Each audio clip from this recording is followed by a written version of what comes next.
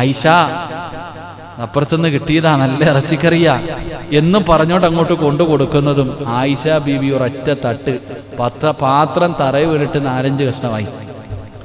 ഇറച്ചി പാത്രം ഉൾപ്പെടെ തറയിൽ വീണ് പാത്രം വരെ പൊട്ടിപ്പോയി. സുബ്ഹാനല്ലാഹ്, നമ്മളെങ്ങാനും ആണെങ്കിൽ ഒന്ന് ചിന്തിക്ക്, പെണ്ണുമ്പിള്ളയെ കട്ടിലിനടിയിൽ നിന്ന് എടുത്താൽ മതി. അള്ളാഹു കാത്തുരക്ഷിക്കുമാറാകട്ടെ. എന്നാലോചിക്ക്, നമ്മുടെ സഹോദരി അടുത്ത് താമസിക്കുക, ഓള് പറയണ കാക്ക ഇത്തിരി ഇന്നിപ്പോ ഇത്തിരി നാടൻ കോഴിയുടെ കറി ഉണ്ടക്ക, ഇത്തിരി തന്നു, അതും കൊണ്ട് വീട്ടിലേക്ക് കൊണ്ടുപോകുമ്പോ തട്ടി ഒന്നും താഴെ ഇടണ്ട, ആമിനെ എന്തെങ്കിലും ഒന്ന് പറഞ്ഞാൽ മതി, നമ്മുടെ ഭാര്യ എന്തെങ്കിലും ഒന്ന് പറഞ്ഞാൽ മതി. പക്ഷെ റസൂലുള്ളാഹി സ്വല്ലല്ലാഹി അലൈഹി വസല്ലം തട്ടി താഴെ ഇട്ടു. താഴെ വീണ പാത്രം ഇങ്ങനെ പറക്ക. റസൂലുള്ളാഹി തങ്ങൾ ഇങ്ങനെ പാത്രക്ക് ഇങ്ങനെ പറക്കിയെടുക്കുമ്പോ ആയിഷ ബീവി റളിയല്ലാഹു തആല അൻഹ തകർന്നു പോയി. ഓടി വന്ന് പ്രവാചകൻ സല്ലല്ലാഹു അലൈഹി വസല്ലം തങ്ങളുടെ ചാരത്ത് എല്ലാ ദേഷ്യവും പോയി. അപ്പൊ റസൂലുള്ളാഹി പറഞ്ഞ മറുപടി എന്തെന്നറിയോ? ഒരു വല്ലാത്ത സൈക്കോളജിയാ. തന്റെ ഭാര്യയോട് പറയാ, നിനക്ക് ദേഷ്യം ഉള്ളത് എപ്പോഴാ, ദേഷ്യം ഇല്ലാത്തത് എപ്പോഴാന്ന് എനിക്കറിയാമെന്ന് നബി മുഹമ്മദ് മുസ്തഫ. വളരെ ദേഷ്യത്തോടു കൂടി കയ്യിലിരുന്ന ഇറച്ചിപ്പാത്രം തട്ടി തറയിലിട്ട് പൊട്ടിച്ച് കലി തുള്ളി നിൽക്കുന്ന ഭാര്യയോട് റസൂലുള്ളാഹി പറയണേ, നിനക്ക് എപ്പോഴാ എന്നോട് ദേഷ്യം ഉള്ളത് ഇല്ലാത്തെന്ന് എനിക്കറിയാം ആയിഷ. ആയിഷ ബീവി റളിയല്ലാഹു തആല പെട്ടെന്ന് ചോദിച്ചു, അതെങ്ങനെ അറിയാൻ നബിയെ? ഉടനെ ചോദിച്ചു, അതെങ്ങനെ അറിയാൻ? പ്രവാചകൻ സല്ലല്ലാഹു അലൈഹി വസല്ലം തങ്ങൾ പറഞ്ഞു, നിനക്ക് ദേഷ്യമുണ്ടാകുന്ന സമയത്തും ദേഷ്യമില്ലാത്ത സമയത്ത് നീ പറയുന്ന 2 വാക്കുകളുണ്ട്. അതുകൊണ്ട് ആ അടയാളം വരെ പ്രവാചകൻ അവിടുന്ന് തന്റെ ഭാര്യയോട് പറഞ്ഞു കൊടുത്തു. എന്നാൽ റസൂലുള്ളാഹി ഒരൊറ്റ ഭാര്യയെയും തല്ലികെട്ടില്ല, ഒരാളെ പോലും റസൂലുള്ളാഹി തങ്ങൾ തല്ലികെട്ടില്ല. ഒരു ഭാര്യയോടും പ്രവാചകൻ തല്ലുകയോ മോശമായി പറയുകയോ ചെയ്തിട്ടില്ല എന്ന് ആ 63 വർഷത്തെ ജീവിതം പഠിപ്പിച്ചു തരുന്നുണ്ട്. അള്ളാഹു നമുക്ക് ഈമാൻ നൽകുമാറാകട്ടെ. അള്ളാഹു നമുക്ക് ഈമാൻ നൽകുമാറാകട്ടെ. എൻ്റെ പ്രിയപ്പെട്ട സഹോദരങ്ങളെ, സമയമില്ല. ഒന്നാമത്തെ അടയാളം, ഏതൊരു പെണ്ണിന്റെ മുഖത്ത് നോക്കുമ്പോഴാണോ ഭർത്താവിന് സമാധാനം കിട്ടുന്നത്, സന്തോഷം കിട്ടുന്നത്, അവൾ സാലിഹത്തായ ഭാര്യയാണെന്ന് നബി മുഹമ്മദ് മുസ്തഫ സല്ലല്ലാഹു അലൈഹി വസല്ലമ തങ്ങൾ പഠിപ്പിക്കുമ്പോൾ, എന്റെ പ്രിയമുള്ള സഹോദരങ്ങളെ, 2ാമത്തെ ഭാര്യതാണ് സാലിഹത്തായ പെണ്ണിന്റെ 2ാമത്തെ അടയാളം എന്തെന്നറിയുമോ? അല്ലാഹുവിന്റെ പ്രവാചകൻ സല്ലല്ലാഹു അലൈഹി വസല്ലമ തങ്ങൾ പറയുകയാണ്, ഭർത്താവ് എന്തെങ്കിലും നല്ല കാര്യങ്ങൾ പറഞ്ഞാൽ അനുസരിക്കുന്ന ഭാര്യ. പടച്ചവരെ, ഭർത്താവ് പറയുന്ന കാര്യങ്ങൾ അനുസരിക്കുന്ന ഭാര്യ, അങ്ങനെ ഒരു സ്വഭാവം നിന്റെ ഭാര്യക്കുണ്ടോ? അവള് സാലിഹത്താണെന്ന് നബി മുഹമ്മദ് മുസ്തഫ സല്ലല്ലാഹു അലൈഹി വസല്ലമ തങ്ങൾ പറയുകയാണ്, ഭർത്താവ് പറയുന്നത് അനുസരിക്കുന്ന ഭാര്യ. എന്റെ പ്രിയപ്പെട്ടവരെ, അധികം പേരും അങ്ങനെയല്ല. ഭർത്താവ് പറയുന്നത് അധികം പെണ്ണുങ്ങളും അനുസരിക്കാറില്ല. പിന്നെ പറഞ്ഞിട്ട് കാര്യമില്ലല്ലോ. എന്തിനാ പെണ്ണുങ്ങളെ കുറ്റം പറയുന്നത്? എന്തിനാ പെണ്ണുങ്ങളെ കുറ്റം പറയേണ്ടത്? അവനവൻ ഇരിക്കേണ്ട സ്ഥലത്ത് അവനവൻ ഇരുന്നില്ലെങ്കിൽ പഴഞ്ചൊല്ലുണ്ട്, അള്ളാഹു ഈമാൻ നൽകുമാറാകട്ടെ. പല ഭർത്താക്കന്മാരും ഭാര്യയോട് പറഞ്ഞ ഭാര്യ അനുസരിക്കാറില്ല. അതിനുള്ള കാരണം എന്താ? നമ്മൾ നാടൻ ഭാഷയിൽ പറഞ്ഞാൽ പറയും, അവനവൻ ഇരിക്കേണ്ട സ്ഥലത്ത് അവനവൻ ഇരുന്നില്ലെങ്കിൽ അവിടെ വേറൊരുത്തം കയറിയിരിക്കും. അതെന്താന്ന് ഞാൻ പള്ളിക്കകത്ത് വെച്ച് പറയുന്നില്ല. അള്ളാഹു ഈമാൻ തരുമാറാകട്ടെ. പറഞ്ഞ മനസ്സിലായോ? എന്താ മനസ്സിലായി?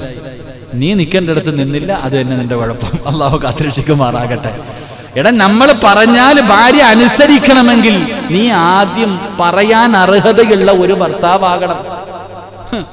പെണ്ണും പിള്ളയ്ക്ക് ചെലവിന് കൊടുക്കാത്തവനാ വീട്ടിൽ പോയിട്ട് വഴുതു പറയണേ. കള്ളും കുടിച്ച് അടക്കുന്നവനാ വീട്ടിൽ പോയിട്ട് പെണ്ണും പിള്ളയെടുത്ത് തസ്കരിക്കാൻ പറയുന്നത്. അല്ല, നിനക്ക് പറയാനുള്ള അർഹത ഉണ്ടാകണം. നിന്റെ ഭാര്യ, അവള് മാതൃകയാക്കേണ്ടത് നിന്നെയാ, നാട്ടുകാരെയല്ല, ഉസ്താദന്മാരുടെ വയലല്ല. അള്ളാഹുവിന്റെ റസൂൽ അവിടെന്ന് പറഞ്ഞ പരിശുദ്ധമായ ഖുർആൻ, അള്ളാഹുവിന്റെ ഖുർആനാ പറഞ്ഞത്. ഈ ദുആ ചെയ്യുന്നവന് സ്വർഗ്ഗത്തിൽ ഒരു കൊട്ടാരമുണ്ട്. റബ്ബനാ ഹബ് ലനാ മിൻ അസ്വാജിനാ വദുർരിയാതിനാ ഖുർറത അയുനിൻ വജഅൽനാ ലിൽമുത്തഖീന ഇമാമാ. ഇത് ദുആ ചെയ്യുന്നവന് സ്വർഗ്ഗത്തിൽ ഒരു വീടുണ്ടെന്ന് നബി മുഹമ്മദ് മുസ്തഫ സല്ലല്ലാഹു അലൈഹി വസല്ലം എന്താ ഈ ദുആയ്ക്കത്ത് പറയണ? അല്ലാഹുവേ, അല്ലാഹുമ്മ റബ്ബനാ ഹബ് ലനാ മിൻ അസ്വാജിനാ. അല്ലാഹുവേ, പടച്ചോനെ, നിന്നെ പേടിയുള്ള ഒരു പെണ്ണിനെ എനിക്ക് ഭാര്യയായിട്ട് തരണേ തമ്പുരാനെ. അല്ലാഹുവേ, കണ്ണിന് കുളിർമയുള്ള മക്കളെയും എനിക്ക് തരണേ തമ്പുരാനെ.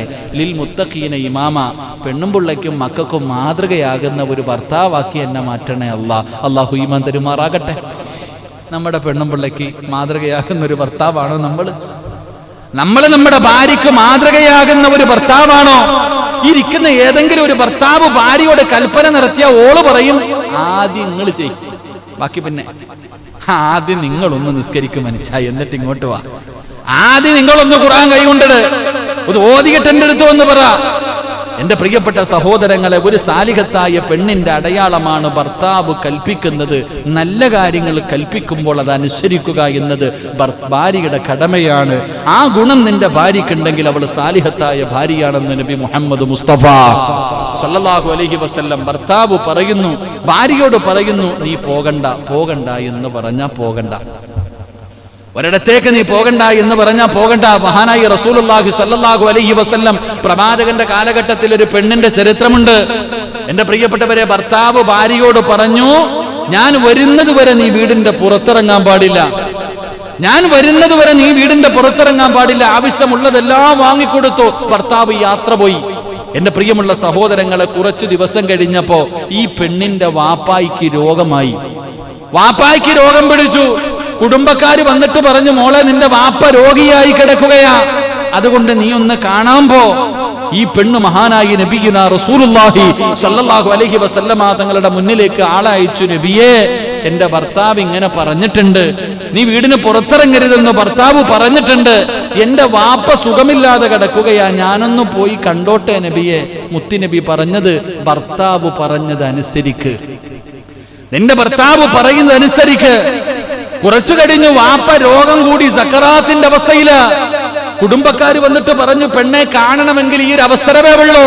നിന്റെ ഭർത്താവ് രോഗം പിടിച്ചു സക്കറാത്തിന്റെ അവസ്ഥയിലാണ്, നീ ഒന്ന് വന്ന് കാണാൻ ഇവിടുന്ന് കുടുംബക്കാര് വന്ന് പറയുമ്പോൾ ആ പെണ്ണ് ഇസ്ലാമുള്ള സാലിഹത്തായ പെണ്ണ് അല്ലാഹുവിന്റെ റസൂലിന്റെ മുന്നിലേക്ക് ആളയക്കുകയാണ്.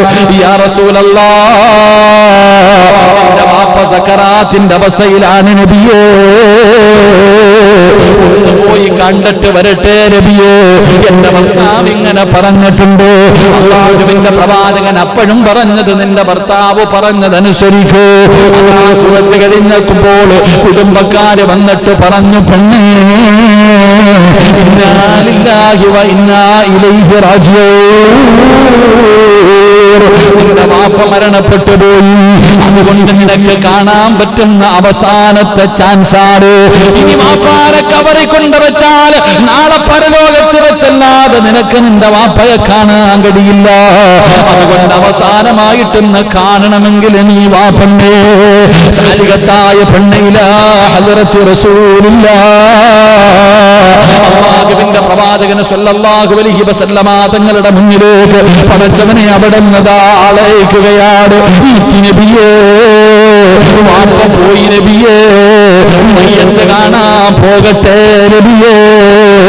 റസൂലുള്ളാഹ് പറഞ്ഞു, പെണ്ണേ, നിന്റെ ഭർത്താവ് പറഞ്ഞതനുസരിക്കലാണ് നല്ലത്.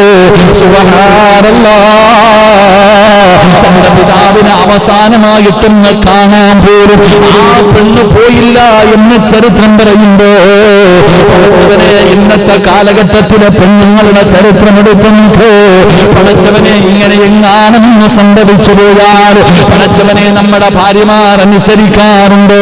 ഭർത്താവ് പോകണ്ടെന്ന് പറഞ്ഞാൽ, അല്ലാഹുവേ പടച്ചവനെ, പെണ്ണ് നീ എവിടെയെങ്കിലും പോകുന്നെങ്കിൽ എന്റെ ഉമ്മാനെ വിളിച്ചു കൊണ്ടുപോകൂ. അവളെന്ന് പറയും, ഈ കിളവിയും കൊണ്ട് പോകാൻ എനിക്ക് മടിയാ. ഭർത്താവിനോട് ചോദിക്കാതെ അനുവാദമില്ലാതെ പുറത്തു പോകുന്ന പെണ്ണുങ്ങളുണ്ട്. റസൂലുള്ളാഹ് പറയുകയാ, നിന്റെ വീട്ടിൽ നിന്ന് വെളിയിലിറങ്ങി തിരിച്ച് വീട്ടിലേക്ക് വരുന്നത് വരെ ആകാശലോകത്തുള്ള സർവ്വ മലക്കുകളും സർവ്വചരാചരങ്ങളും നിന്നെ ശപിക്കുമെന്ന് ആദരവായ പ്രവാചകൻ നബി മുഹമ്മദ് മുസ്തഫ സല്ലല്ലാഹു അലൈഹി വസല്ലമ തങ്ങൾ പറയുകയാണ്, പടച്ചവരെ, സർവ്വ വസ്തുക്കളും ശപിക്കുകയാണ്. ആ പോകുന്ന വഴിയിലെങ്ങും മരിച്ചു പോയാ നരകത്തിന്റെ അവകാശിയാ. അതുകൊണ്ട് എന്റെ പ്രിയപ്പെട്ടവരോട് അല്ലാഹുവിന്റെ പ്രവാചകൻ സല്ലല്ലാഹു അലൈഹി വസല്ലമ തങ്ങള് തന്റെ ഭാര്യമാർക്ക് ഉപദേശം കൊടുക്കുമായിരുന്നു. ഒരിക്കൽ പ്രവാചകന്റെ ഭാര്യമാർ എല്ലാവരും ഒരുമിച്ച് കൂടി. കാരണം പ്രവാചകന്റെ വീട്ടിൽ വല്ലാത്ത പട്ടിണിയാണ്. റസൂലുള്ളാഹി തങ്ങളുടെ ഭാര്യമാര് പടച്ചവനെ എല്ലാവരും കൂടെ ഒരുമിച്ച് കൂടി. കാരണം വീടിന്റെ അകത്ത് വല്ലാത്ത പട്ടിണിയാണ്. കഴിക്കാൻ ഭക്ഷണമില്ല, ദിവസങ്ങളോളം പട്ടിണിയാണ്. തിന്നാനൊന്നുമില്ലാതെ വന്നപ്പോ ഭാര്യമാര് മുഴുവനും യോഗം ചേർന്നു. എല്ലാവരും അല്ലാഹുവിന്റെ പ്രവാചകനോട് പറഞ്ഞു, നബിയേ, ഈ വിശപ്പൊന്നും നിങ്ങൾക്ക് സഹിക്കാൻ കഴിയുന്നില്ല, എന്തെങ്കിലുമൊക്കെ മാറ്റം വരുത്തണമെന്ന് അല്ലാഹുവിന്റെ റസൂലിനോട് പറയുമ്പോ റസൂലുള്ളാഹി സഹിച്ചില്ല. നബി പിന്നെ ഭാര്യമാരോട് മിണ്ടുന്നില്ല. നിങ്ങളുടെ കാര്യത്തിൽ അല്ലാഹുവിന്റെ തീരുമാനം വരട്ടെ. പ്രവാചകൻ പിന്നെ ഭാര്യമാരോട് പിണങ്ങി നിൽക്കുകയാണ്. എന്തിന്? പടച്ചവനെ, അവിടെ നിന്ന് അവർ പട്ടിണി കിടന്ന് മടുത്തപ്പോ അവര് പറഞ്ഞ് ഞങ്ങളെ കൊണ്ട് സഹിക്കാൻ കഴിയുന്നില്ലെന്ന് പറഞ്ഞപ്പോ പ്രവാചകൻ മിണ്ടാതെ നടക്കുകയാണ്. ദിവസങ്ങൾ കഴിഞ്ഞു. മുഖറബിൽ അല്ലാഹു മലക്കു ജിബ്രീൽ അലൈഹിസ്സലാം ഖുർആനിന്റെ ആയത്തുമായി കടന്നു വന്നു. പ്രവാചകൻ സല്ലല്ലാഹു അലൈഹി വസല്ലമ തങ്ങളുടെ ഭാര്യമാരൊക്കെ പട്ടിണിയും പരിവട്ടവും പ്രയാസവും ഒക്കെ ആയപ്പോ എന്തെങ്കിലുമൊക്കെ ഒരു മാറ്റം വരണമെന്ന് അവർ ആഗ്രഹിച്ചു. അള്ളാഹുവിന്റെ റസൂൽ സല്ലല്ലാഹു അലൈഹി വസല്ലമ തങ്ങളോട് പറഞ്ഞു. നബി അത് അറിഞ്ഞപ്പോ പിന്നെ ഭാര്യമാരോട് പിണങ്ങി മിണ്ടുന്നില്ല. അവസാനം എന്റെ പ്രിയപ്പെട്ടവരെ ഖുർആനിൽ ആയത്തിറങ്ങി. റസൂലുള്ളാഹി സ്വല്ലല്ലാഹു അലൈഹി വസല്ലമ തങ്ങൾ ആദ്യമായിട്ട് വിളിച്ചത് ആയിഷ ബീവിയെ. കാരണം ഏറ്റവും പ്രായം കുറഞ്ഞത് ആയിഷ ബീവി റളിയല്ലാഹു തആല അൻഹ അടുത്ത് വിളിച്ചിട്ട് പറഞ്ഞു, ആയിഷ, ഞാനൊരു കാര്യം പറയാം, നീ പെട്ടെന്ന് മറുപടി ഒന്നും പറയണ്ട, വാപ്പാനോടും ഉമ്മാനോടും ആലോചിച്ചിട്ടൊക്കെ ഒരു തീരുമാനം എടുത്താൽ മതി. വാപ്പാനോടും ഉമ്മാനോടും ആലോചിച്ച് സമാധാനത്തിൽ ഒരു തീരുമാനം എടുത്താൽ മതി. എന്തേ നബിയെ? റസൂലുള്ളാഹി തങ്ങൾ പറഞ്ഞു, അവിടെ നിന്ന് പറഞ്ഞു കൊടുത്തു, എൻ്റെ ഭാര്യമാർ അവിടെ നിന്ന് പറഞ്ഞു കൊടുത്തു, ദുനിയാവാണ് ആഗ്രഹിക്കുന്നതെങ്കിൽ എൻ്റെ കയ്യിലൊന്നുമില്ല. സുഖവും ആഡംബരങ്ങളൊക്കെയാണ് നിങ്ങൾ ആഗ്രഹിക്കുന്നതെങ്കിൽ ഞാൻ നിങ്ങൾക്ക് തലാക്ക് തരാം, നിങ്ങൾ പോയി സന്തോഷത്തോടു കൂടി ജീവിച്ചോ. ഇല്ല, എൻ്റെ കൂടെ ക്ഷമിച്ചും സഹിച്ചും ഉള്ളത് കൊണ്ട് തൃപ്തിപ്പെട്ട് ജീവിച്ചാൽ അള്ളാഹു നിങ്ങൾക്ക് സ്വർഗം തരും. ആലോചിച്ചിട്ട് പറഞ്ഞാൽ മതി. ആയിഷ ബീവി റളിയല്ലാഹു തആല അൻഹ, എന്തോ ആലോചിക്കാനാ നബിയെ, നിങ്ങളുടെ കൂടെ ജീവിക്കാൻ ഇത്ര എൻ്റെ വാപ്പാനോടും ഉമ്മാനോടൊന്നും ചോദിക്കേണ്ട കാര്യമൊന്നുമില്ല. അള്ളാഹുവിൻ്റെ റസൂലിൻ്റെ കൂടെ പട്ടിണിയാണെങ്കിലും ഞാനുണ്ട് നബിയെ എന്ന് മഹദി ആയിഷ ബീവി റളിയല്ലാഹു തആല ഓരോ ഭാര്യമാരോടും വിളിച്ചു പ്രവാചകൻ ഇത് പറഞ്ഞു. ഓരോ ഭാര്യമാരോടും, എൻ്റെ പ്രിയപ്പെട്ട സഹോദരങ്ങളെ, ഞാൻ പറഞ്ഞു വന്നത് സാലിഹത്തായ പെണ്ണിൻ്റെ രണ്ടാമത്തെ അടയാളം അവൾ ഭർത്താവ് പറഞ്ഞാൽ അനുസരിക്കും. അള്ളാഹു അങ്ങനെയുള്ള ഭാര്യമാരായി അള്ളാഹു നമ്മുടെ ഭാര്യമാരെ അള്ളാഹു സ്വീകരിക്കുമാറാകട്ടെ. അള്ളാഹു നമ്മുടെ ഭാര്യമാരെ അങ്ങനെ ആക്കി തരുമാറാകട്ടെ. അള്ളാഹു അങ്ങനെ ആക്കി തരുമാറാകട്ടെ. അള്ളാഹു അങ്ങനെ ആക്കി തരുമാറാകട്ടെ. എന്റെ പ്രിയമുള്ള സഹോദരങ്ങളെ, മൂന്നാമത്തെ പെണ്ണാരാണ്? സമയമില്ലാത്തത് കൊണ്ട് പടച്ചവനെ ഞാൻ വിശദീകരിക്കുന്നില്ല. സാലിഹത്തായ പെണ്ണിന്റെ മൂന്നാമത്തെ അടയാളം എന്താ? മഹാനായ പ്രവാചകൻ സല്ലല്ലാഹു അലൈഹി വസല്ലമ തങ്ങൾ അവിടുന്ന് പറയുകയാണ്, മുത്തുനബി പറയുകയാ, അദാ വൈദാ ഗാബ അൻഹാ ഹഫലത്ത്. തന്റെ പ്രിയപ്പെട്ട ഭർത്താവിന്റെ അസാന്നിധ്യത്തിൽ തന്റെ ശരീരത്തെ സൂക്ഷിക്കുന്നവരുണ്ടല്ലോ. പടച്ചവനെ, തന്റെ ഭർത്താവ് ഗൾഫിലാകട്ടെ, ജോലിക്ക് പോകട്ടെ, നാട്ടിലില്ലാതിരിക്കട്ടെ, ഭർത്താവ് വീട്ടിലില്ലാതിരിക്കട്ടെ, ആ സമയത്ത് ഹറാമായത് തനിക്ക് അല്ലാഹു മറ്റൊരാൾക്ക് കാണിച്ചു കൊടുക്കൽ ഹറാമായ കാര്യങ്ങളുണ്ടല്ലോ, അതിനെ സൂക്ഷിക്കുന്ന ഒരു പെണ്ണാണ് നിന്റെ ഭാര്യയെങ്കിൽ അവളുടെ സാലിഹത്തായ പെണ്ണാണെന്ന് നബി മുഹമ്മദ് മുസ്തഫ സല്ലല്ലാഹു അലൈഹി വസല്ലമ തങ്ങൾ പറയുമ്പോൾ, എന്റെ പ്രിയമുള്ളവരെ, ഒരു അന്യ പെണ്ണിനെ കാണുന്നത് പോലും പാപമെന്ന് പഠിപ്പിച്ച പരിശുദ്ധമായ ദീനുൽ ഇസ്ലാം. പടച്ചവനെ, ഒരു അന്യ പെണ്ണിനെ കാണുന്നത് പോലും പാപമാണല്ലോ. പെണ്ണിന്റെ ശരീരം ഔറത്താണല്ലോ. എന്റെ പ്രിയപ്പെട്ടവരെ, വെറും ഗുഹ്യഭാഗം മാത്രമല്ല, പടച്ചവനെ, തന്റെ ശരീരം മുഴുവനും തന്റെ ഭർത്താവിന് കാണാനുള്ളതാണ്. അത് നാട്ടുകാരുടെ മുന്നിൽ കാണിക്കാനുള്ളതല്ല. തന്റെ ഭർത്താവിന്റെ ശരീരവും തന്റെ സമ്പത്തും പടച്ചവനെ അഭിമാനവും സൂക്ഷിക്കുന്ന പെണ്ണുണ്ടല്ലോ, അത് സാലിഹത്തായ പെണ്ണിന്റെ അടയാളമാണ് നബി മുഹമ്മദ് മുസ്തഫ സല്ലല്ലാഹു അലൈഹി വസല്ലമ തങ്ങൾ പറയുമ്പോൾ ഇന്നത്തെ പെണ്ണുങ്ങളുണ്ടല്ലോ, പടച്ചവനെ ആരെങ്കിലും തന്റെ വീട്ടിലേക്ക് കടന്നു വന്നാൽ തലയിൽ തുണിയുണ്ടോ മാറത്ത് തുണിയുണ്ടോ നോക്കാറില്ല.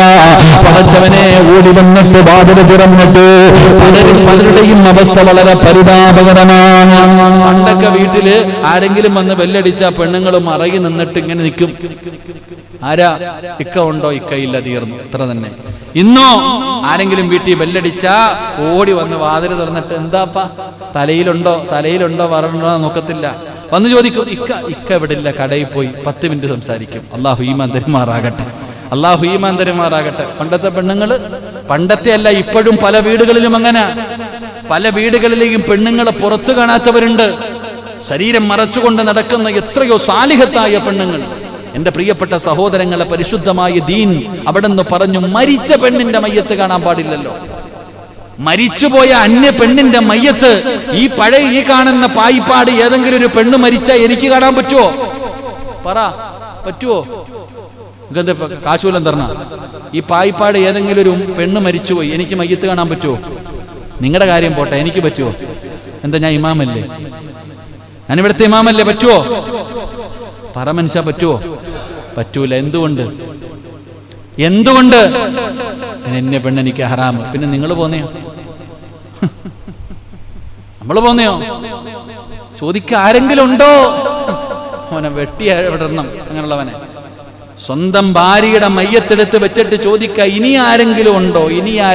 വാ, കൊതിയാൻ പോവാ, കാണേണ്ടതൊക്കെ കണ്ടോ. കൊണ്ടുവന്ന് പള്ളി കൊണ്ടുവന്ന് മയ്യത്ത് നിസ്കരിച്ച് കബറിന്റെ അകത്തിറക്കി വെച്ചിട്ട് ചോദിക്കുക, ഇനി ആരെങ്കിലും ഉണ്ടോ? ഫോനെ ആ കബറിൽ തന്നെ ഇട്ട് മൂടണം. അല്ലാഹു ഈമാൻ തരുമാറാകട്ടെ. സ്വന്തം ഭാര്യ മഹാനായ പ്രവാചകൻ നബി മുഹമ്മദ് മുസ്തഫ സല്ലല്ലാഹു അലൈഹി വസല്ലമ തങ്ങളുടെ പ്രിയപ്പെട്ട പൊന്നാരമകള് ഫാത്തിമ ബീവി റളിയല്ലാഹു തആല അൻഹ. ഇന്നത്തെ പെണ്ണുങ്ങളൊക്കെ പഠിക്കേണ്ട ചരിത്രമാണ്. അല്ലാഹുവിന്റെ പ്രവാചകന്റെ പൊന്നാര മകള് അലി ഇബ്നു അബീ ത്വാലിബ് റളിയല്ലാഹു തആല അൻഹു തന്റെ പ്രിയപ്പെട്ട ഭർത്താവിനോട് മരിക്കുന്നതിന് മുമ്പേ കൊടുത്തത് 3 ഉപദേശമാണ്. ഇന്നത്തെ പെണ്ണുങ്ങൾക്ക് പഠിക്കാൻ സ്വർഗത്തിന്റെ റാണിയായ മഹദി ഫാത്തിമയുടെ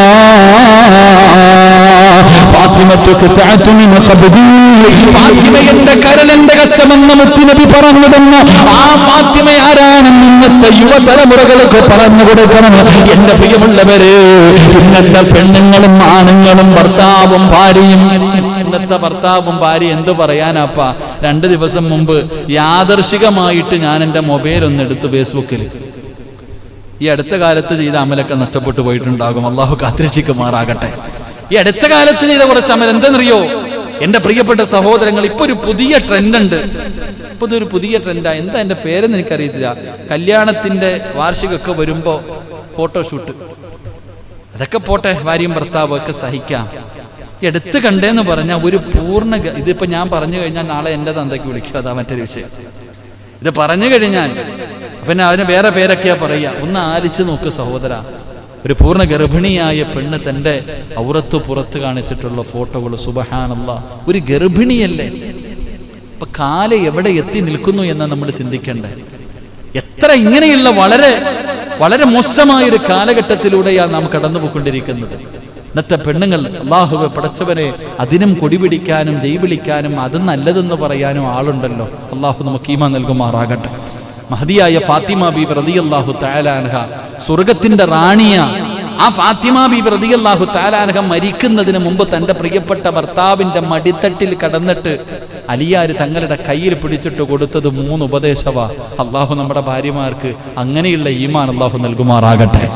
അള്ളാഹു അങ്ങനെയുള്ള ഈമാൻ നൽകുമാറാകട്ടെ.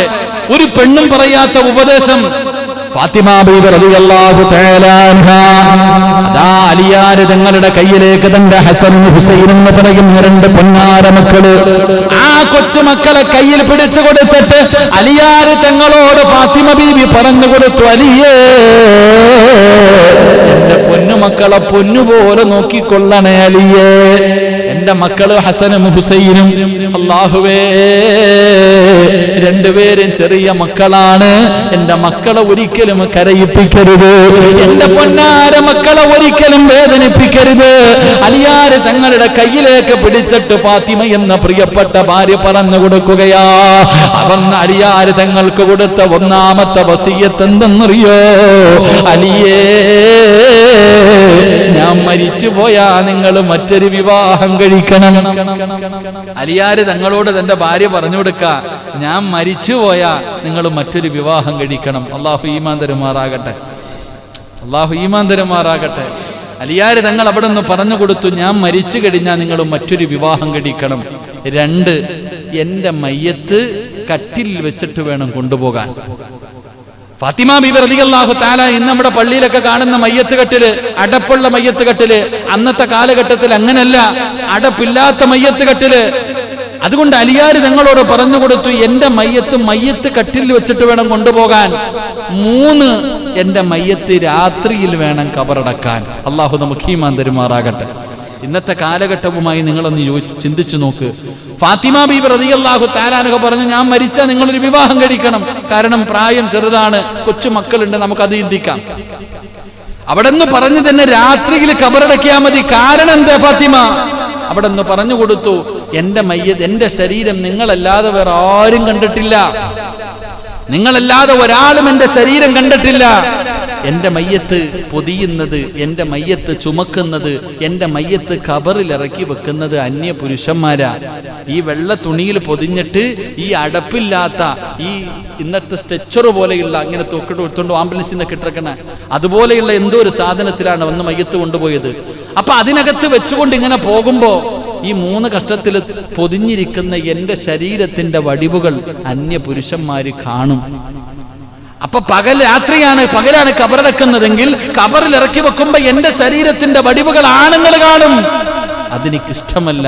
അതുകൊണ്ട് എന്റെ ശരീരത്തിന്റെ വടിവ് മറ്റൊരാൾ കാണുന്നത് എനിക്കിഷ്ടമല്ല. എന്നെ രാത്രിയിലെ കബറടക്കാവൂ എന്ന് മഹദി ഫാത്തിമ ബീബി റളിയല്ലാഹു തആല അൻഹ. അല്ലാഹു ഈമാൻ തരുമാറാകട്ടെ, അല്ലാഹു ഈമാൻ തരുമാറാകട്ടെ. ആ മഹദിയുടെ പുറകെ നിന്നിട്ട് വേണം ഇന്ന് നമ്മുടെയൊക്കെ ഭാര്യമാര് സ്വർഗത്തിൽ പോകാൻ. അള്ളാഹു കാത്തിരക്ഷിക്കുമാറാകട്ടെ. ചിന്തിച്ചു നോക്ക് സഹോദരങ്ങളെ, നാം ചിന്തിച്ചു നോക്കണം. നമ്മുടെ പെൺമക്കൾ, നമ്മുടെ ഭാര്യമാർ, നമ്മുടെ സഹോദരിമാർ, അവർക്ക് അതിനുള്ള യോഗ്യതയുണ്ടോ എന്ന് ചിന്തിക്ക്. അള്ളാഹു നമുക്ക് ഈമാൻ നൽകുമാറാകട്ടെ. ഞാനിത് നിങ്ങളോട് പറഞ്ഞത് നിങ്ങളിൽ പലർക്കും അറിയാം. നിങ്ങൾ അധ്വാനിച്ച പൈസ കൊണ്ടാണ് നിന്റെ ഭാര്യയ്ക്ക് നീ വസ്ത്രം വാങ്ങിക്കൊടുക്കുന്നത്. അപ്പൊ പിന്നെ അടി കൊള്ളതേണ്ടത് ആരായിരിക്കും? ഭാര്യയല്ല, നിങ്ങളാ. അള്ളാഹു കാക്കുമാറാകട്ടെ. ഭാര്യക്ക് വസ്ത്രം വാങ്ങിക്കൊടുക്കുന്ന ആരാ? പണത്താവ്. അപ്പൊ അടി ആർക്കാ കിട്ടണ്ടേ? നിന്നെ വെട്ടണോ? ആരെയാ വെട്ടണ്ടേ? ആരെയാ തല്ലണ്ട ചങ്ങാതി? ആമിനാത്തായോ? ആമിനാത്തായ ഒന്നും ചെയ്യണ്ട. ആമിനാത്തായ ഏതോ ഫോട്ടോ നോക്കിയപ്പോ ഇറങ്ങിയതൊന്ന് കണ്ടു. ആമിനാത്തായ്ക്ക് അത് ആഗ്രഹം തോന്നി. നീ എന്തിനു മേടിച്ചു കൊടുത്തു? നീ അധ്വാനിച്ച പൈസ കൊടുത്താ വസ്ത്രം വാങ്ങിച്ചു കൊടുത്തു. നീ പെണ്ണ് കെട്ടിയത് നിന്റെ പെണ്ണുമ്പിള്ള നിന്റെ മുന്നിൽ ഒരുങ്ങി കാണാനല്ലേ? റസൂലുള്ളാഹി സ്വല്ലല്ലാഹി അലൈഹി വസല്ലം തങ്ങൾ പറഞ്ഞു, ഒരു പെണ്ണ് ഒരുങ്ങേണ്ടത് ഭർത്താവിന്റെ മുന്നിലാ, ഭർത്താവിന്റെ മുന്നിലാ.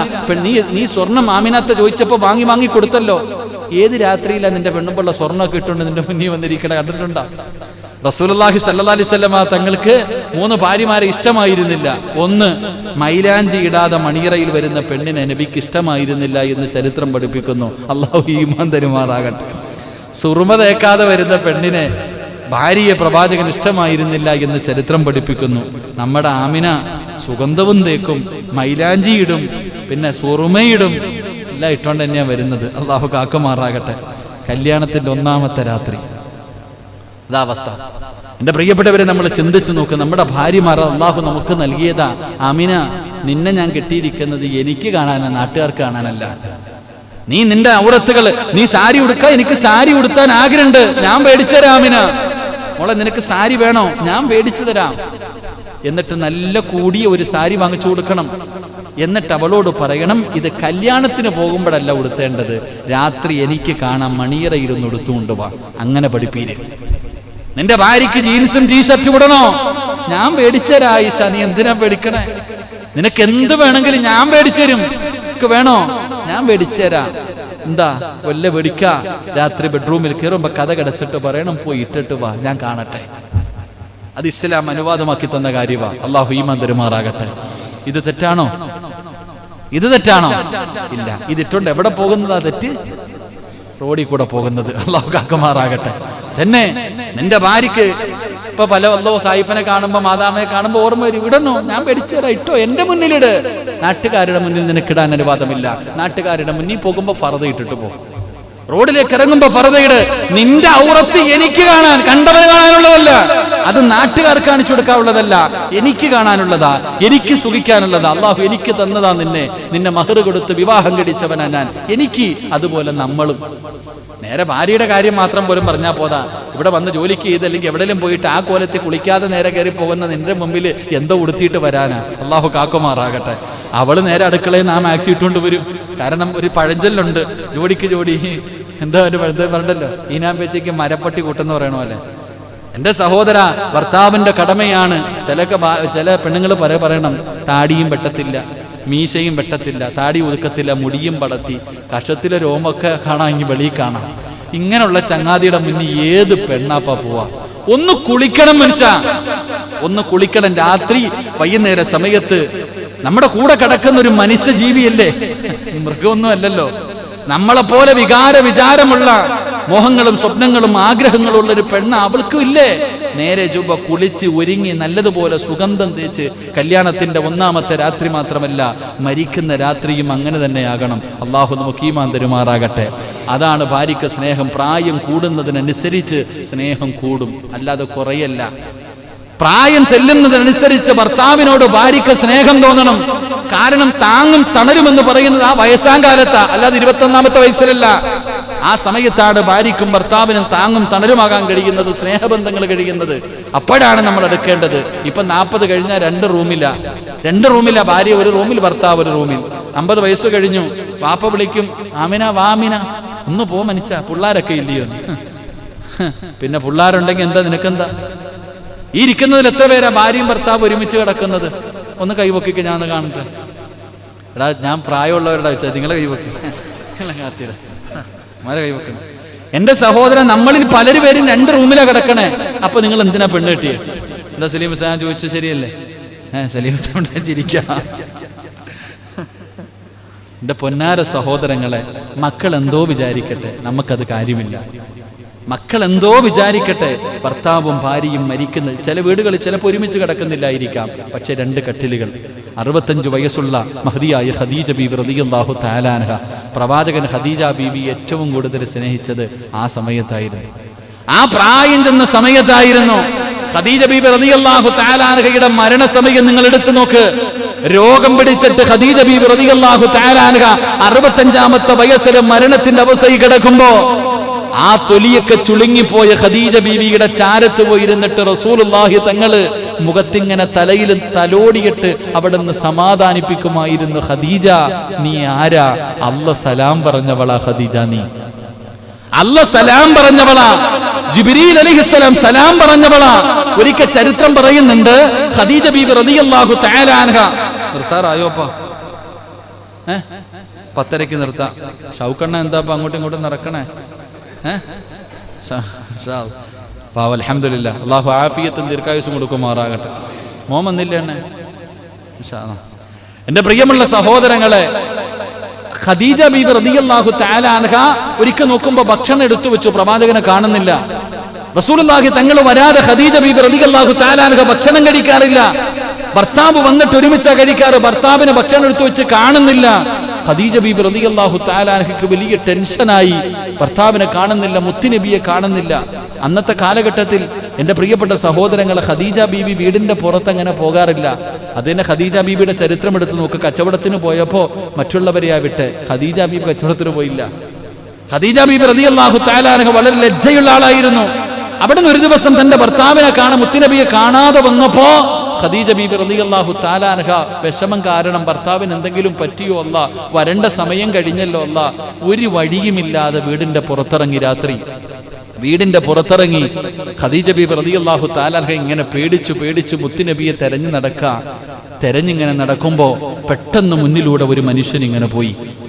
പെട്ടെന്ന് തന്നെ മുന്നിലൂടെ ഒരു മനുഷ്യൻ ഇങ്ങനെ പോയി. ഖദീജ ബീബി റളിയല്ലാഹു തആല അൻഹയോട് ചോദിക്കുന്നു, എവിടെ പോകുന്നു? ഒരു വല്ലാത്ത ശബ്ദം, അവിടെ നിന്നൊരു വല്ലാത്ത ശബ്ദം. ഇപ്പൊ ഈ രാത്രി എവിടെ പോകുന്നു? ഒരു ചോദ്യം. ഖദീജ ബീബി റളിയല്ലാഹു തആല അൻഹ ഒന്നും മിണ്ടിയില്ല. പേടിച്ച് വിറച്ച് വീട്ടിലേക്ക് തിരിച്ചു വന്നു. അവിടെ നിന്ന് തിരിച്ചു തന്റെ വീട്ടിലേക്ക് കടന്നു വന്നു. അവസാനം അല്ലാഹുവിന്റെ പ്രവാചകൻ സല്ലല്ലാഹു അലൈഹി വസല്ലമ തങ്ങൾ കടന്നു വന്നപ്പോൾ ഖദീജ ബീബി റളിയല്ലാഹു തആല അൻഹയുടെ മഹത്വമാണ് ഈ ചരിത്രം പഠിപ്പിക്കുന്നത്.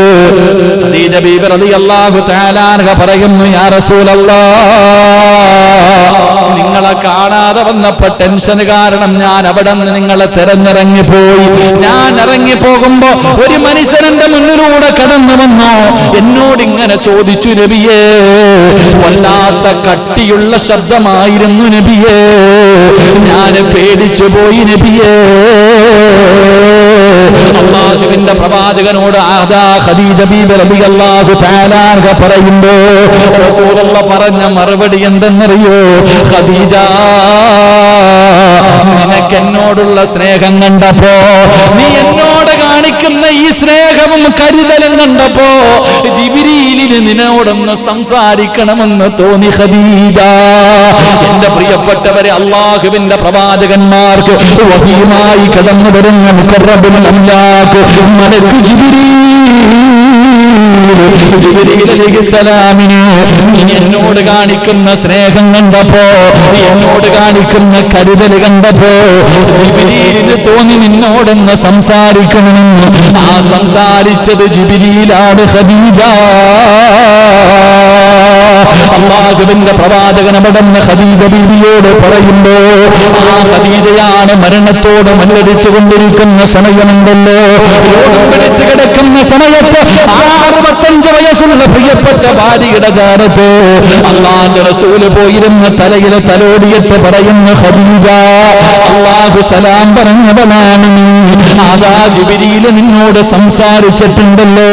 അവിടുന്ന് പ്രവാചകൻ ഇങ്ങനെ സമാധാനിപ്പിക്കുകയാ. താങ്ങും തണലുമാകേണ്ടത് പ്രായമുള്ള കാലത്താണ്. നിന്റെ ഭാര്യയോട് നിനക്ക് സ്നേഹമുണ്ടെങ്കിൽ 18ാമത്തെ 22ാമത്തെ 30ാമത്തെ വയസ്സിലല്ല, ശരീരത്തിന്റെ തോലികൾ മുഴുവൻ ചുളുങ്ങിയിട്ട് മുടിയൊക്കെ നരച്ചുപോയി ആരോഗ്യം നഷ്ടപ്പെട്ട് വീടിന്റെ മൂലയിൽ വേച്ച് കിടക്കുന്ന നിന്റെ ഭാര്യയുണ്ടല്ലോ, ആ ഭാര്യയോടാണ് സ്നേഹം കാണിക്കേണ്ടത്. ആ സമയത്ത് അവർക്ക് താങ്ങാകാൻ വേറെ ആരുമില്ല. മക്കളൊക്കെ വളർന്നു, അവർക്ക് അവരുടെ ഭർത്താവായി, ഭാര്യയായി, മക്കളായി. പടച്ചവനെ ഉമ്മാനെ നോക്കാൻ ആരുമില്ല. നിങ്ങൾ ചിന്തിച്ചു നോക്ക്, ഒരു റൂമിന്റെ അകത്ത് മകളും ഭർത്താവും, അടുത്ത റൂമിന്റെ അകത്ത് മകനും ഭാര്യയും. പടച്ചവനെ ഒറ്റയ്ക്ക് ഉമ്മ ഒരു റൂമില്, മറ്റൊരു റൂമില് വാപ്പ കിടക്കുകയാ. എന്റെ പ്രിയപ്പെട്ടവരെ, അങ്ങനെയല്ല. താങ്ങും തണലുമായി പടച്ചവനെ മരിക്കുന്ന കാലം വരെ ഒരേ റൂമിന്റെ അകത്ത് കിടക്കണം, ഒരേ പുതപ്പിന്റെ കീഴിൽ കിടക്കണം. അപ്പോഴാണ് സ്നേഹമുണ്ടാകുന്നത്, അവിടെയാണ് സ്നേഹമുണ്ടാകുന്നത്. അവരാണ് നാളെ പടച്ച റബ്ബിന്റെ സ്വർഗ്ഗത്തിൽ ഒരുമിച്ച് കൂടുന്നത്. അല്ലാതെ വയസ്സാകുമ്പോ ഭർത്താവിനെ ആട്ടുന്ന പെണ്ണല്ല, വയസ്സാകുമ്പോ ഭാര്യയെ തള്ളിക്കളയുന്ന ഭർത്താവല്ല. മഹതിയായ ഖദീജ ബീബി റളിയല്ലാഹു തആല അൻഹ 65ാമത്തെ വയസ്സിൽ ഖദീജ എന്ന ഭാര്യയെ കുറിച്ച് പഠിക്കണം സഹോദരാ. അല്ലാഹുവിന്റെ പ്രവാചകൻ മരിക്കുന്ന കാലം വരെ ഖദീജയുടെ പേര് കേട്ടപ്പോൾ കരയാനുള്ള കാരണം എന്താ? റസൂലുള്ളാഹിയുടെ വീടിന്റെ അകത്തെങ്ങാനും ഒരു നല്ല ഭക്ഷണം വെച്ചാൽ ഖദീജയുടെ കൂട്ടുകാർക്ക് കൊടുക്കാനുള്ള കാരണം എന്താ? ഖദീജ ബീവിയെ കുറിച്ച് പറഞ്ഞിട്ട് മറ്റുള്ള ഭാര്യമാര് എന്തിനാ ആയിഷ ബീവി പോലും ചോദിച്ചു, നബിയേ, ഈ കിളവിയോട് ഇത്ര സ്നേഹമെന്ത് നബിയേ? ഖദീജ ബീവിയെ കുറിച്ച് പ്രവാചകന് പറയുന്നത് കേട്ടപ്പോ ആയിഷ എന്ന ചെറിയ പെണ്ണായ ഭാര്യയുണ്ടല്ലോ, വയസ്സ് കുറഞ്ഞ ഖദീജ ആയിഷ ബീവി റളിയല്ലാഹു തആല അവിടെന്ന് ചോദിക്കുന്നു, നബിയേ, ഖദീജ കിളവിയോട് ഇത്ര സ്നേഹമെന്ത് നബിയേ? രണ്ടുപേര് വിവാഹം കഴിച്ചതിന് ശേഷമല്ലേ നബിയെ നിങ്ങളെ വിവാഹം കഴിച്ചത്? ആരും തൊടാത്ത രീതിയിലല്ലേ ഈ ആയിഷാണ് നിങ്ങൾ വിവാഹം കഴിച്ചത്. പിന്നെ ഈ കിളവിയെ കുറിച്ച് ഇങ്ങനെ പറയുന്നതെന്താ? ദേഷ്യം വന്നപ്പോ മുത്തുനബിയോട് ആയിഷ ബീവി ചോദിക്കുമ്പോ തന്റെ ഖദീജാനെ കിളവി എന്ന് വിളിച്ചപ്പോ, തന്റെ ഖദീജ ബീവിയെ കിളവി എന്ന് ആയിഷ ബീവി വിളിച്ചപ്പോ റസൂലുള്ളാഹിന്റെ കണ്ണ് നിറയുകയാ, മുത്തുനബി കരയുകയാ, താടിരോമത്തിലൂടെ കണ്ണുനീര് ഒഴുകുകയാ. അല്ലാഹുവിന്റെ റസൂൽ പറഞ്ഞു, എന്റെ ഖദീജയെ പോലെയാകാറ്, എന്റെ ഖദീജയെ പോലെയാകാൻ നിങ്ങളെ കൊണ്ട് കഴിയില്ല. അല്ലാഹുവിന്റെ റസൂലിന്റെ കണ്ണ് നിറഞ്ഞു പോയെങ്കിലോ എന്റെ പ്രിയമുള്ളവരെ, ഖദീജ ബീബി റളിയല്ലാഹു തആല അവിടുന്ന് മരണത്തോട് അതാ സമയമെടുക്കുമ്പോ കുളിച്ചൊരുങ്ങിയിട്ട് നല്ല വസ്ത്രം ധരിച്ചിട്ട് മുത്തുനബിയെ കാത്തിരിക്കുകയാണ്. തന്റെ പ്രിയപ്പെട്ട ഭർത്താവ് കടന്നു വന്നപ്പോ തന്റെ പ്രിയപ്പെട്ട പ്രവാചകനായ തന്റെ പ്രിയപ്പെട്ട ഭർത്താവിന്റെ മടിത്തട്ടിൽ കിടന്നിട്ട് അവിടുന്ന് ചോദിക്കുന്നു, നബിയേ, 25 കൊല്ലമായി നമ്മൾ രണ്ടുപേരും കുടുംബജീവിതം നയിക്കാൻ തുടങ്ങിയിട്ട് 25 വർഷമായി ഖദീജ പോകുകയാണ്, ഖദീജ പോവുകയാണ്, ഖദീജ പിരിയുകയാണ്. എനിക്ക് പൊരുത്തപ്പെട്ട് തരണേ യാ റസൂലല്ലാഹ്. എന്റെ ഭാഗത്ത് നിന്ന് 25 വർഷത്തിന്റെ ഇടയില് എന്തെങ്കിലും ന്യൂനത വന്നു പോയിട്ടുണ്ടെങ്കിലോ, കാരണം പ്രവാചകനെക്കാലം 15 വയസ്സ് കൂടുതലാണല്ലോ, അതുകൊണ്ട് യാ റസൂലല്ലാഹ് എന്തെങ്കിലും പിഴവ് വന്നാ പൊറുക്കണേ നബിയേ. റസൂലുള്ളാഹി തങ്ങളുടെ ഖദീജ ബീവിയുടെ വാപത്തി പിടിക്കുകയാ, കരയുന്നു, ഖദീജ നീ എന്നോട് മാപ്പ് ചോദിക്കല്ലേ, എന്നോട് പൊരുത്തം ചോദിക്കല്ലേ, എന്നോട് യാത്ര പറയല്ലേ, എന്നെ വിട്ട് പിരിയുകയാണോ ഖദീജ? റസൂലുള്ളാഹി തങ്ങൾ പറയുകയാ, ഇല്ല ഖദീജ, ഇല്ല ഖദീജ, ലോകത്ത് ഒരു പെണ്ണിനും കിട്ടാത്ത പ്രതിഫലമാ അല്ലാഹു നിനക്ക് സ്വർഗ്ഗത്തിൽ തരുന്നത്. 25 കൊല്ലം നിങ്ങളുടെ കൂടെ ജീവിച്ചതാണ്, എന്തെങ്കിലും എന്റെ ഭാഗത്ത് നിന്ന് വന്നു പോയിട്ടുണ്ടെങ്കിൽ പൊരുത്തപ്പെടണേ എന്ന് പൊരുത്തം ചോദിച്ച ഭാര്യയോട് പറയുകയാ, നിനക്ക് അല്ലാഹു സ്വർഗ്ഗത്തിൽ തരുന്ന പ്രതിഫലം ലോകത്ത് ഒരു പെണ്ണിനും കിട്ടൂല. മുത്തിന്റെ ഒരു കൊട്ടാരം, മുത്തിന്റെ ഒരു കൊട്ടാരം എന്തിനെന്നറിയോ? അല്ലാഹുവേ, 25 കൊല്ലം എന്റെ കൂടെ ജീവിച്ചിട്ട് ഒരിക്കൽ പോലും എന്റെ മുന്നിൽ ശബ്ദമുയർത്താത്തത് നല്ല തരുന്ന സമ്മാനമാ. എന്റെ പ്രിയപ്പെട്ടവരെ, ഖദീജ ബീബി റളിയല്ലാഹു തആല 65 വയസ്സുള്ള ഉമ്മയായ ഖദീജ ബീബി ചാടി എഴുന്നേറ്റ് മുത്തുനബിയെ കെട്ടിപ്പിടിച്ചിട്ട് റസൂലുള്ളാഹി തങ്ങൾക്ക് ചുംബനം കൊടുത്തിട്ട് അവിടെന്ന് പറയുന്നു, തന്റെ പ്രിയപ്പെട്ട ഭർത്താവിനോട് ഒരു ഭാര്യ ചോദിച്ചത് 3 കാര്യമാ. അവിടെന്ന് ചോദിക്കുന്നു, നബിയേ, 3 മോഹമാ, 3 ആഗ്രഹമാ, സാധിച്ചു തരുവോ നബിയേ? അല്ലാഹുവിന്റെ റസൂൽ ചോദിക്കുന്നു, ഖദീജ, എന്റെ ഖദീജ, എന്റെ മയ്യത്ത് നിങ്ങൾ വേണം കുളിപ്പിക്കാൻ, അതെന്റെ അവകാശമാ നബിയേ, അതെന്റെ അവകാശമാ നബിയേ. എന്റെ മയ്യത്ത് നിങ്ങൾ കണ്ടാ മതി, എന്റെ ശരീരം നിങ്ങൾ കണ്ടാ മതി, അതുകൊണ്ട് നിങ്ങൾ എന്റെ മയ്യത്ത് കുളിപ്പിക്കോ നബിയേ. റസൂലുള്ള പറഞ്ഞു, ഖദീജ, എന്റെ ജനാസ ഞാൻ കുളിപ്പിക്കുന്നു. റസൂലുള്ളയോട് പറഞ്ഞു, 2, അങ്ങയുടെ ശരീരത്ത് കിടക്കുന്ന വസ്ത്രമുണ്ടല്ലോ, നമ്മളെപ്പോഴും കിടക്കുമ്പോ പുതയ്ക്കുന്ന പുതപ്പുണ്ടല്ലോ, എന്റെ കഫൻ തുണിക്കകത്ത് വെക്കുവോ യാ റസൂലല്ലാഹ്? കബറിൽ കിടക്കുമ്പോഴും ആ സുഗന്ധം എനിക്ക് വേണം നബിയേ. അങ്ങയുടെ വിയർപ്പ് പറ്റിയ അങ്ങയുടെ ശരീരത്തെ ചേർന്ന് കിടക്കുന്ന ആ പുതപ്പന്റെ കഫൻ തുണിക്കകത്ത് വെക്കണേ നബിയേ. എന്റെ കബറിന്റെ അകത്തിറങ്ങിയിട്ട് എന്റെ ജനാസ മണ്ണിലിറക്കി വെക്കണേ യാ റസൂലല്ലാഹ്. അങ്ങയുടെ കൈ കൊണ്ട് വേണം ഖദീജയെ മണ്ണിലിറക്കി വെക്കാൻ. എന്റെ പ്രിയപ്പെട്ടവരെ, ഒരു ഭാര്യ തന്റെ ഭർത്താവിനോട് 65-ാമത്തെ വയസ്സിൽ മരണത്തോട് മല്ലടിക്കുന്ന സമയത്ത് പറഞ്ഞുകൊടുത്ത ചരിത്രമാ എന്റെ പ്രിയപ്പെട്ടവരെ. അതുകൊണ്ട് എന്റെ പ്രിയപ്പെട്ട ഭർത്താക്കന്മാരോട് പറയുകയാ, വയസ്സ് ചെല്ലുമ്പോ, ഗ്ലാമറ് പോകുമ്പോ, മുടി നടക്കുമ്പോ, ആഗ്രഹങ്ങൾ സാധിപ്പിച്ചു തരാൻ കഴിയാതെ വരുമ്പോ ഭാര്യ ആട്ടി ഓടിക്കല്ലേ, ഭാര്യ മാറ്റിക്കിടത്തല്ലേ. ഭാര്യ സ്നേഹിക്കേണ്ടതെപ്പോഴാണ്, താങ്ങാകേണ്ടതെപ്പോഴാണ്, തണലാകേണ്ടതെപ്പോഴാണ്, സ്നേഹം കാണിക്കേണ്ടതെപ്പോഴാണ്. അല്ലാഹുവേ, അതിനുള്ള ഭാഗ്യം നൽകണേ അല്ലാ. അതുകൊണ്ട് റസൂലുള്ളാഹി തങ്ങൾ പറയുകയാ, സാലിഹത്തായ ഒരു പെണ്ണിന്റെ 3ാമത്തെ അടയാളം എന്നറിയോ? ഭർത്താവ്, അല്ലാഹുവേ, 1ാമത്തെ അടയാളം, ഭർത്താവ് ഭാര്യയുടെ മുഖത്ത് നോക്കിയാൽ ഭർത്താവിന്റെ സർവ്വ പ്രയാസങ്ങളും മാറുകയാണ്, സർവ്വ ടെൻഷനും മാറുകയാണ്, സമാധാനം ലഭിക്കുകയാണ്. 2, ഭർത്താവ് പടച്ചവനെ എന്തെങ്കിലും ഒരു കാര്യം കൽപ്പിച്ചു കഴിഞ്ഞാൽ അതേപടി അനുസരിക്കുകയാണ്. നല്ല കാര്യങ്ങൾ ഭർത്താവിനോട് ഭർത്താവ് ഭാര്യയോട് പറഞ്ഞാൽ അനുസരിക്കുന്ന പെണ്ണ് അവിടെ സാലിഹത്തായ പെണ്ണിന്റെ അടയാളമാണ്. 3, പടച്ചവനെ ഭർത്താവിന്റെ അപാപത്തില് തന്റെ ശരീരത്തെ സൂക്ഷിക്കുന്നവനുണ്ടല്ലോ, അള്ളാനെ പേടിച്ച് ജീവിക്കുന്ന പെണ്ണുണ്ടല്ലോ, ആ സ്വഭാവം നിന്റെ ഭാര്യക്കുണ്ടെങ്കിൽ അവള് സാലിഹത്തായ പെണ്ണാണെന്ന് നബി മുഹമ്മദ് മുസ്തഫ സല്ലല്ലാഹു അലൈഹി വസല്ലം